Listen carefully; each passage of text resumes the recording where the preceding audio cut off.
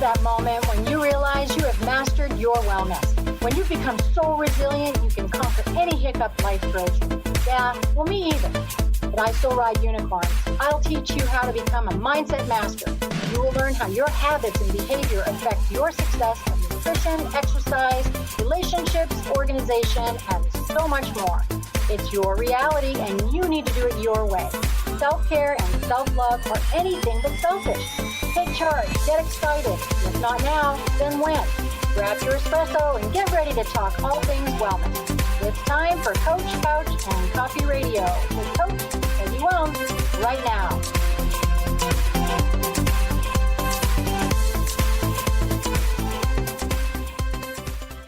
Hello, everybody. How are you doing? How was your weekend?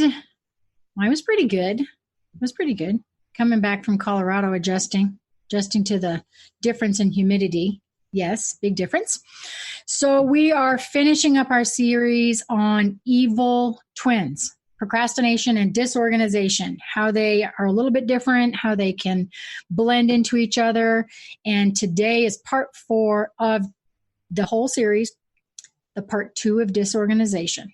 So I would love for you to get caught up. Go back to either my Facebook sites. You can go to Transformation Talk Radio sites. You can go to my YouTube channel. All of the shows are on there. Or you can just listen to the podcast through your favorite way that you find your podcasts, Coach, Couch, and Coffee. Or you can find it with Peggy Wilms. And it is not spelled wrong. It is WILLMS. So I am here with you every Monday night, 6 Eastern and 3 Pacific. And we always are having fun sitting on the couch, drinking our coffee. Yes, talking about topics of whatever relates to wellness, which is pretty much everything in life. And we might have some guests on to chit chat, or we might talk about some new tools and strategies. So that's what we come at you with. If you ever want to be on the show or you have some topics, always email me at coachpeggy@3wellnesspillars.com. You guys are brilliant. I keep doing this all these years because I learn as much from you as you probably learn from me, if not more. And I live for doing what I do for I call it the ahas. So that is, I live for when I can look at you and at some point in time, whether it's a week, a year, 10 years, you finally get back to me. Maybe I love when people get back to me. Sometimes I never do, but they're off living the dream. But when you look at me and I see the whites of your eyes, the aha, when it's like, now I get it. I totally get what you were saying. That's what I live for. That's what my passion is about, is just helping something resonate with you in your real world. Yes, yes, sirs and ma'ams out there. Okay, so we've been talking about disorganization, and we've talked about what is it? We talked about, are you disorganized? We've talked about pros and cons and some facts. Those were all in last week's show. We chatted about some fibs. We know some of you, I do too. Too busy, some of those fibs. Today we're going to talk about tips. Sorry, coughing here while I'm chatting with you. So we're going to talk about some tips on how to get more organized in your life. And the very first one I want to share with you, it's just like any other, say, addiction per se. Maybe some people are addicted to disorganization, but any other addiction or anything that we do in life, we have to first admit it. We have to first say, you know what? I am disorganized, or I procrastinate a little bit more than I should. So I want you to admit that. And if you look back or listen back to the previous show, I gave you a huge list. So if you are more than 25% of that list, you are disorganized. Let's have you just admit that. Come on, no more fibbing. If you are disorganized, I've said this through every show this whole entire month, it doesn't mean you're lazy, it doesn't mean you're not smart, it doesn't mean you're a slob, it just means you're disorganized. And if you procrastinate, it just means you're a procrastinator. So we can figure that out, whether it's planning or scheduling or assigning things or reducing your options because maybe you're too overwhelmed. You can't figure out how to get started on this stuff. Maybe it's about trying to do a to-do list and measuring how you did and going back to that to-do list. So just recognize we all have tools and strategies we need to improve on. And there's going to come something in your life that is going to smack you upside the head, knock you off the wellness wagon. whether it's losing a job, whether it's your dog passing away, something is going to, an injury, throw you off the wellness wagon, throw you off your life wagon, and you're going to become disorganized or procrastinate again. So tools and strategies might need to be different every time. Okay. So let's talk about the number one thing, admit it. Number two tip, you have to figure out what area of your life that you are the most disorganized. And it doesn't mean that it's the order that you have to attack it, because you have to figure out the area first. And then you have to just sit back and look at your life and go, wow, which one of these is impacting me the most? However, I want you to think about which one spins in your head the most too, because if you're saying almost daily, I need to organize my closets. Oh, I wish I organized my closets. Maybe this week. The amount of mental muscle that's taking, anxiety, you need to get your closets organized or hire someone. Okay, so let's talk about a few areas that I want you to think about. When it comes to closets even, a lot of people are super disorganized in their holiday decorations. Many people don't think about that, and then all of a sudden next year comes around. Please take the time every time a holiday comes around. It is so worth it to get organized with those decorations. Toss the ones that are broken. The sales are usually the day after the holiday. So if things are broken, go replace them. Don't wait until they're 3 times the cost at the next Christmas Eve to go buy some. Get them the next day. So organizing the closets, kitchens, appliances, silverware drawers, bedroom drawers, maybe your finances or your desk area are all disorganized. The garage, remember I told you that some of the studies show that the garages are the number one place that things are disorganized. Yeah. Who are you going to blame for that one? I don't know. You could be blamed for the kitchen, so don't blame anybody else for the garage. And then, of course, I feel like health and wellness is disorganized because everything else can get disorganized. So the second thing is you got to admit what area you're also disorganized. And maybe your mindset's disorganized. I don't want to forget that piece. I talked to you about a special person in my life when we were talking about the procrastination piece, my oldest son, special person. And he's a little bit of the P word, the procrastinator word. And he had shared a lovely point with me is that, you know, Mom, I don't make lists because it's so darn overwhelming. I don't even want to see it on a list. And so for him, just he couldn't even break it down into what area. Like, what area am I procrastinating? Is it because I'm disorganized? I don't know. Because the whole umbrella of everything was so overwhelming. So it might not be a specific area. It could be just everything in general. All right. So the third tip I want to share is scheduling. To really help you with organization, I believe you need to stay tight to time frames and schedule things out. You know how we always say, my gosh, where did this last year go? Or it's tax season again. Or, oh my gosh, the kids are graduating. It seems like they were just in kindergarten. Well, the same thing's going to happen when it comes to organization. You're just going to put it off. And then the next thing you know, it's next summer and your winter clothes are still out or something. So scheduling is super important. If you can designate a certain amount of time and even commit that to someone else, that helps hold you accountable, just like wellness does. And if you say to someone in the family, I'm going to do this by whatever date, schedule that sucker out and hold yourself accountable. So here are some ways, just like wellness, talk about that in a minute. Think about it while we're talking about this. The same way to hold yourself accountable with wellness are some of these tips. Use all those tools out there that already exist, electronic tools. You could use your email, your calendar on your email, your phone calendars or alarm system. So you can use the electronic tool reminders, those strategies that are out there. And some of you are visual. So I work with clients when I start working with them, we do number of tests. I want to know their love language. I want to know what animal sleep cycle they are. And I also ask, what is their learning style? whether they're visual or auditory or kinesthetic, tactile. I wish we did learning styles with our little kids when they were little, because, I think if our teachers would just teach the way our kids need to learn, whether it's visually or auditory, it's really tough to teach geometry to a kid who's auditory. Just saying.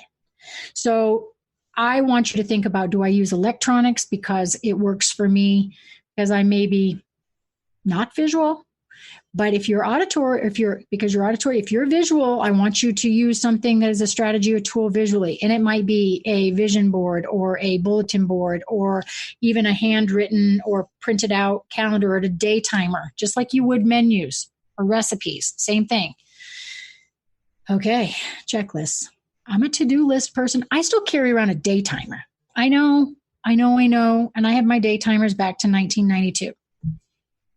Why 1992? Well, probably because, how old was I?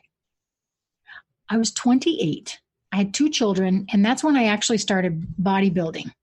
I was, I think, the oldest one anywhere. And that's when I started keeping really close track of my workouts, how much I was teaching, all of that stuff. So I have day timer for every single year back then. So I need to see it. Yeah. Okay, so let's talk about the 4th tip. The 4th tip is I really want you to figure out what you need, and I'm not downplaying this thing at all. This is super important with disorganization. What do you need? Do you need folders? Do you need labels? Do you need staples? Like if you're doing your desk or office, I want you to look around and say, what do I need to stay organized? Maybe it's some of those, what are they called? Those binders, 3-ring binders, something like that. Okay. Maybe it is hooks or hangers. So maybe doing some hooks in the kids' room and getting the coats up or the backpacks up would help you with organization, get them up off the floor. Hangers, hang some more stuff up, get them up off the floor. So you might need those tools. What about shelves? More shelves in the kids' room, more shelves in the kitchen. Maybe there's more shelves in the garage. That'll help you. Even in the bathroom, you can get some shelves that put behind the toilet that can get a lot of things out of those cabinets and organized up there. Yes. Gym clothes. Sometimes you need gym clothes to stay organized. Why? Because if you only have 2 sets of gym clothes and you want to work out 3 or 4 days a week, guess what's going to happen? You're going to be out of laundry on Wednesday. And then you're going to put that off, and then your laundry's not going to get done because you only need your gym clothes, and then everything's on the floor and not folded. So figure out what you need. All right. Assessment. The next tip, number 5, I call it asset assessment. And so that is, I want you to look at what you have and figure out if you need it. This is the big one. Remember I told you last week we use 20% of what we have? So 80% in our closet we don't use. And I believe that's true in our kitchen. I believe that's true with those silly little appliances we got. For some of you, you are fad chasers. So the Instapot comes out, or those little boiled egg timer things come out, or the new recipe book. Hey, if you're not using them, donate them or get rid of them. The same thing in your closet. What I would strongly suggest is really, really just going through those and getting rid of half the stuff. What about garage tools? Guys, you don't need a bunch of Phillip head tools, screwdrivers that are all distorted and you can't even use them, or flat heads that have dents in them. Come on, get rid of those things. What about equipment in the house? It's a big, no for me. If you have, those elliptical machines, those kind of, not elliptical, but those old slider ones. What was his name? Tony something from back in the day. Little bubbly guy with the mullet. Those things, everybody had one. And all they became was coat racks. Everybody just put their crap on it. So I want you to do an asset assessment. If you don't need it, please get rid of it. Oh my gosh, it's going to clean up the clutter like crazy. All right. Tip number 6. It's KISS. Keep it simple, stupid. You're not stupid. I'm not saying that. Keep it simple, stupid. Same thing, same place. I want you to think about same thing, same place. So for me, the best example I can give you guys is this is my closet. I did this since I was a kid. And I don't think that I did this. I think I did it because I had OCD or something. I put the same colors in a row. And then within the colors, okay, this is OCD. I'll have long sleeves or short sleeves. I have pants together. I have skirts together. So I know right where to go. And also, this is probably crazy, but when you're kind of visual with what you do, you don't want to wear the same things over and over. So I tend to put what I wear to the very back, or I turn the hanger around so that I know I've already worn that. So that's what I do. But if you can possibly go through and try to keep it simple, okay, put it in styles or categories. Same thing in the kitchen, like things together. So why have your gadgets all the way over here? If you cook all the way over here, put your recipe books maybe up where they're more visible. And another tip that I love is if you're watching TVs, to organize your jewelry and other accessories. It's a perfect place to look at all those earrings you can't find matches to. It's also a perfect place to do that with socks. Everybody's socks, go get them. And if they don't match, get rid of them. And then the other thing, it just dawned on me, my mother did growing up. We had 3 of us. So we all had tube socks back in the day.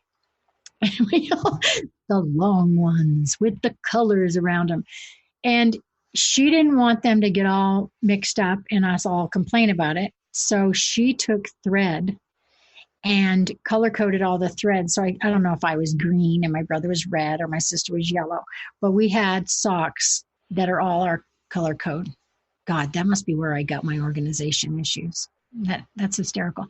Okay, so 2 more. I want you to, actually, it's the last tip I think I'm going to use. Number 7 is the reward and celebration piece. I'm really big about that. You guys do not celebrate, and I don't either, the things that we do well. I really want you to look at all this. Once you admit what it is, the area you procrastinate, you are disorganized, and as you tackle through these things, make sure you set the time frame to get it accomplished, and then reward yourself, celebrate, connect it to something that's fun. Maybe you get something new. I guess I am going to give you a last tip because this is a big one. I see this with goals. When a goal gets completed, people go, whew, man, got that done. That's awesome. It's over. I ran that marathon. And then they give themselves the authority to take a week or 3 weeks off. And that is the first red flag, slippery slope to going straight back to old habits. Same thing is with organization. When you accomplish a task, say for instance, this month is donating everybody's clothes. Everybody's got to go through their closet, blah, blah, blah. September is coming up, October, I should say. September's almost over. October is closets. Make sure you come up with some ideas for rewards. And when you're done, you have to pick another project within a week. I say the same thing with whether it's a 5K or marathon and you just completed it. You have to start some sort of goal within a week. Even if it's walking again or whatever, you can't take that full time off. Okay? All right. You got to be careful with procrastination and disorganization because together they're like a double whammy. Really work on maybe which one you do the most or that spins in your head the most. That's kind of where I would start with which one bothers you the most, yourself and others. So I want to give you what procrastination and disorganization kind of cause. It's huge. So the Mayo Clinic did a study and says that disorganization for sure is directly related to our health. It's absolutely a direct link to our mental and physical health. And I want to give you all the things you are going to see me read a list because I do not want to forget any of these things from this study. So here's what it causes. Emotional, anxiety, under emotional is anxiety, stress, self-image, and self-confidence. If you're disorganized, emotional, stress, lack of sleep, spin. Okay, what am I going to do? What did I do? Where is this? Excuse me. Waste mental and physical muscles. So the waste mental and physical muscles, again, kind of the same thing when you're sleeping, your mental muscle is spinning. Accidents go up. I'm going to just put that as a sidebar because we're not paying attention when we're running around because we're disorganized, going much faster, running, twisting ankles, getting in car accidents. So mental and physical muscles are taxed. The physical symptoms are a pretty big deal. Headaches, backaches, joint pain. Maybe some of you hold your stress in your joints, neck. I'm kind of that girl. Illnesses, when we're disorganized and stressed out and procrastinate, illnesses.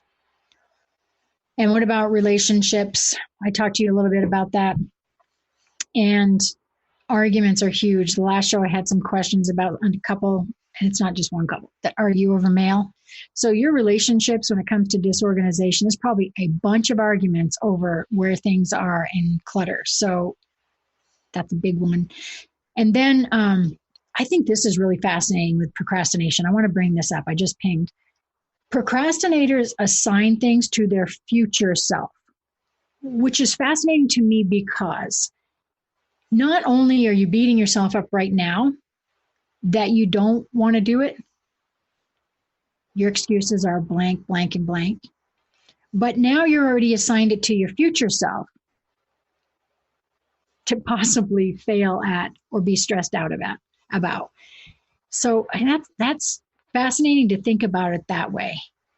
One of the shows I did on procrastination, I took you through an example of taxes. And that was probably one of the best examples I can think of right now on how we assign our future self the next week and the next week and the next week to deal with taxes when it's not going to get any better. If anything, it's just going to compound. All right. Let's see what Mayo said. There's a couple more things. Oh, you're making your own life miserable. I get that. And then selfish, how selfish it is because you don't realize how much it's affecting everybody else. So your disorganization, think about even how ticked off you get or short-tempered. Moms, I've been there. You're helter-skelter, running around, got appointments, got to get the kids to soccer, and you're affecting everybody else. And then you're also affecting your own self-image when you're disorganized. So those are some of the tips I want you to maybe come in through the back door of it. And again, like I was saying, is to come in with which ones are affecting you the most, emotionally, maybe physically, mentally. I know for a lot of my clients, I call it their movie. Like what movie is spinning and spinning in your head that you keep repeating that we could do something about, that we could come up with tools and strategies to break it all down. It's all about baby steps and make you feel like you're getting somewhere. Do a baby step, be accountable to me or another team and say, hey, I don't know how to do this. Help me do this and break it down. Then be accountable to me. And then we just keep going and going and going. And before you know it, you've got a couple things tackled. Dusting, sweeping the floor, I don't care. Motivation isn't coming in the mail. It takes actions, baby step actions. You're still going to have to do half this stuff. You still got to pay your bills. So what we talked about this whole month of September, again, go back through all the shows. What I want to mostly say is these two things are what affect my clients the absolute most. The way that it affects their wellness when you think about the 3 wellness pillars I teach, the nutrition, the exercise, and the mindset. Think about when you're disorganized in your home. Let's just pretend you look at the kids' room, okay, or your room, and you think about comparing that to nutrition. If those skills aren't there, those strategies, that desire, that motivation isn't there, in the bedroom, in the closets, it's probably not going to be there when you have to think about improving your nutrition. You're probably not going to have those tools and strategies dusted off to plan the grocery meal, the grocery list so you can plan your meals, to pack your foods for the week, to get some new snacks in your desk at work because you are skipping meals and you're grumpy in meetings. Nutritionally, you might not think, wow, my sodium's creeping up because I'm super, super thirsty and I've packed on a few pounds and my joints are swollen. Might dawn on you to go, let's look in the refrigerator. It's super disorganized. There's 100 condiments that are now snuck back in here. So if you compare disorganization with nutrition, big time effect. If you compare it with fitness, moving more, being disorganized is actually a time suck, big time suck when it comes to exercise, because exercise takes a lot of time. So even if you're going for a walk, it takes a lot of time to go for that walk. And if you're disorganized, it's going to take a really long time to figure out how to fit that in your schedule and organize all the way around that. If you tell me you want to walk 3 times a week, I'm going to say to you what time of day you're going to do it. Who's going to help you do other things you would have been doing in that hour and a half? So you have to be organized and fitting in time to exercise. And for me, when I look at disorganization and the mindset piece of what I do, I hit sleep, I hit stress pretty hardcore. So I really focus on sleep. And if you're disorganized right up to the last minute, midnight, you're not getting good sleep. If you're not getting good sleep, your muscles aren't repairing, your brain's not repairing, and you're just going to hit that cyclical downward spiral until you get sick or injured. So that's me coming at you this month with procrastination and disorganization. Reach out to me. I would love to hear from you. I'm going to come back for an after party. Got some really cool questions that I've received, some scenarios to go over with you guys. If you come at me with any subject, how cool. Let's talk about any subject. Email me at coachpeggy@3wellnesspillars.com. On my website at 3wellnesspillars.com. Kind of get sick of saying that sometimes. I also have a store on there. I have a list of all the programs that I can work with you. I'm going to be doing one coming up, getting ready to launch it's family and friends kind of thing. So if you're getting ready for a wedding and you have a bachelorette party, or you have a family where mom and dad are maybe cousins, or you have a group of friends and you guys all want to come together and work with me in a virtual series group, I'm going to do a 6 to 8 week series. I haven't decided whether I'm going to do 6 or 8. We can work together virtually through Zoom and set up your own Facebook site with me, private site, and we will work friends and family, just you and your special peeps, and figure out your goals and have accountability and super fun stuff. So come on back for the after party. See you soon. Thank you for listening to Coach Couch and Coffee Radio with me, Coach Peggy Wells. Did you hear something that made you go, or have an aha moment? I live for those. If not, we will get you next time. I will be back every first and third Monday at 3 p.m. Pacific. The tough love you to becoming smarter, stronger, braver, healthier, and happier. Duh. I will be back with a barrel of positivity, and you never know when a guest might pop in. There is no time for excuses. So don't forget to bring your coffee and an open mind as we talk all things wellness on Coach Couch and Coffee Radio with me, Coach Peggy Wells. Now go grab a ray of sunshine.